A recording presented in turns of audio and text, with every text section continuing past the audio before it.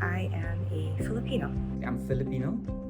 I grew up here, but I also spent a lot of time in the United States.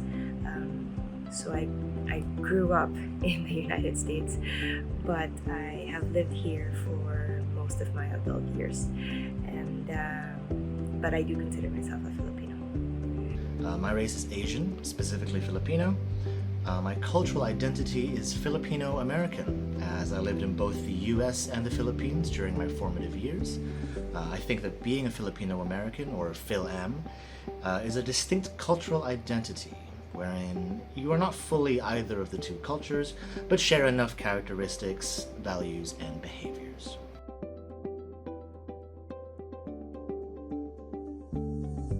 I currently live in Manila, in the Philippines. I currently live in Manila, Philippines. I currently live in Metro Manila, Philippines.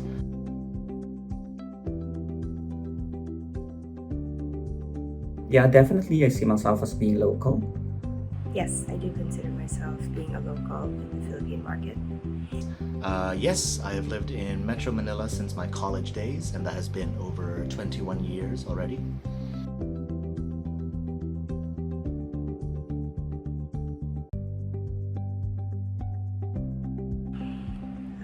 I'd like to say yes, I have experienced some bias, mostly towards the negative, because I do find some people comment on the way I speak. Let's say, for example, they say that I speak English very well. It's something that they are surprised to hear. I find that to be a negative comment or a negative experience, because why not? Why shouldn't we be able to speak properly or well in a chosen language? So I find that to be negative, because people are surprised that I, as a Filipino, can speak English very well. I actually grew up in the province, so when I first moved here in Manila, people see it differently, as they feel like, coming from the province, you're naive, you're not as sophisticated, you don't know as much. I also feel I mean, I have experienced bias also when I used to be based in Singapore. So I live in Singapore for 6 years, and when I was there,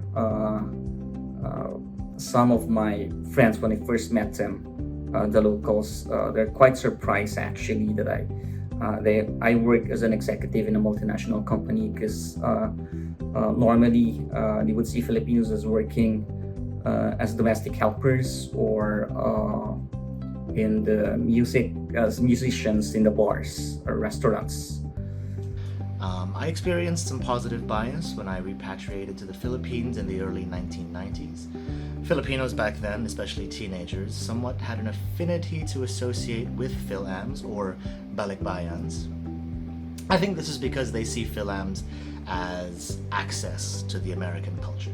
There was, however, also a negative bias, in the sense that I've seen Fil-Ams bullied or picked on by fellow Filipinos.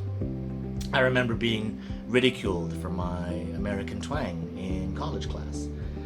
It was all in good fun, I suppose, but I did deliberately adjust and made my English accent more neutral and at times more Filipinized. I think, though, that any bias towards or against Filipino Americans have since waned, as the Philippines, especially Manila, have globalized to a certain extent. Another experience that I've had is sometimes I get comments that I don't look Filipino, that I am mixed race, or that I'm completely different race altogether. So I'll get comments such as, oh, I didn't think you were pure Filipino, or I thought you were like half something. Right? And it feels like that's a negative comment, because what's wrong with being 100% Filipino?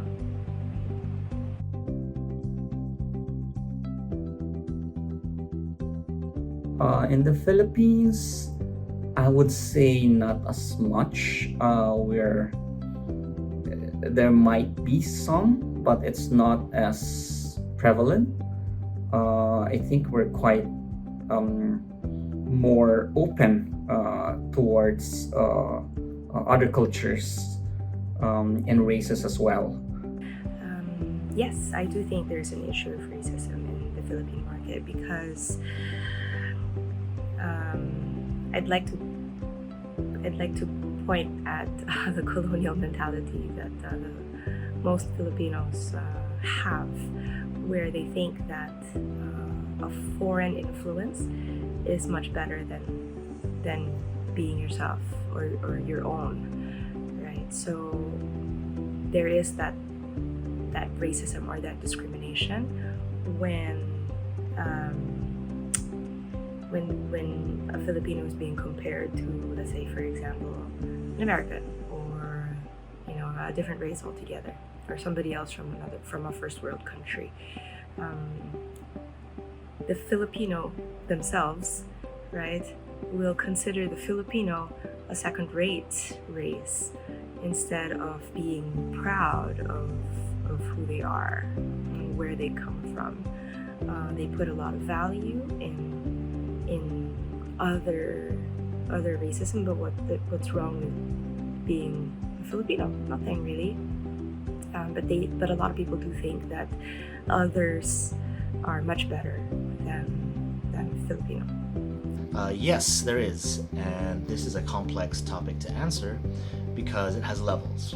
I would say that there are some Filipinos who favor foreigners, historically Caucasians, over their own countrymen. This is what people here would call colonial mentality.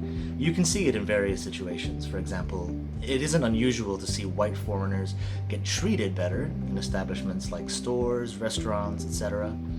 I have also observed blatant and subtle racism towards black people, whether they are African American, Amerasian, or pure African.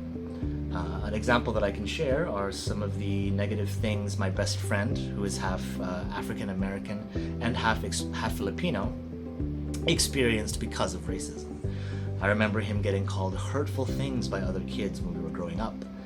As an adult, there were times when he was denied entry to an establishment in our hometown just because the person in charge of letting customers in believed black people, especially Amerasians, caused trouble. There are also similar attitudes towards Indian and Chinese expatriates and immigrants. On the other hand, Filipinos can be on the receiving end of racism from Chinese Filipinos or Chinoys, especially those belonging to the older generation. I have also seen racism coming from white expats here, especially retirees.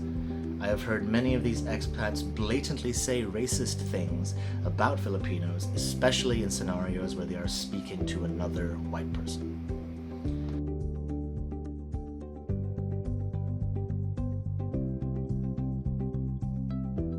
So I do think that the responsibility to promote an inclusive society falls on the youth of today.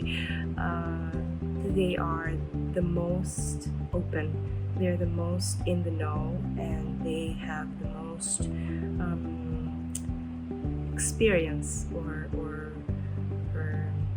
insight into what it should be or what society should be. Right? We come from a culture that's very traditional, but at the same time we have the new generation or the young generation that's fighting against that the tradition that kind of cages everybody in. So I really do think that it's on the young ones today to promote this inclusivity in society and to help the older generation understand. The starting point should always be the home, then the school and the workplace. I also think that elected leaders and government officials have a part to play, especially when it comes to the laws and policies that they implement. I think companies definitely have a huge role to play, as well as the government. Although, based on my experience, definitely a lot of things have opened up when I first learned about, diversity and inclusion? I believe that companies nowadays should have policies in place for inclusivity. The environment that they have or promote should encourage everybody to be open and receptive to all forms. I think companies have a bigger responsibility to instill an environment where people can really express themselves and be themselves comfortably and safely, because it's really not about what kind of person one is. It's really what kind of output that the person can offer and the value that that each person brings to the table. So I think companies should have that at the forefront rather than being more traditional and being held back by traditional policies. Companies, in my opinion, need to do more for the communities they serve and profit from. This means that companies should promote inclusion inside and outside their organization to be good corporate citizens, not only to their employees, but also to their customers and stakeholders. An inclusive society and industry is always a good thing to have, as this ensures progress, innovation, and opportunities for all to succeed.